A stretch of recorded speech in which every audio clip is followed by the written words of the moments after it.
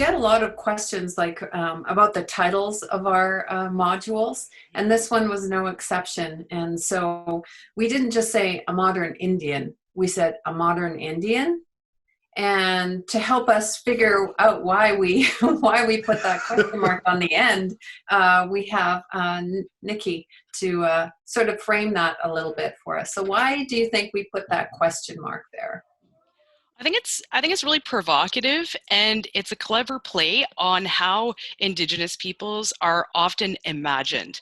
I say imagined because a lot of time, for mainstream Canada and the U.S., quite frankly, Indians are spoken of. The term Indian is used. It's a government term that that tends to stay on, but it tends to imagine this Indian as somewhere backwards in time, that Indigenous peoples aren't in cities, they don't have jobs like, doctors or lawyers, they're not participating in mainstream society, they don't want to, rather they're somewhere back in time about 200 years. And there's there's some really clever authors that talk about this. For instance, Tom King in his book An Inconvenient Indian. Also, Drew Hayden Taylor, for those of you who like more comedy, he wrote this book called "Funny You Don't Look Like One" and Confessions of a Blue-Eyed Ojibwe.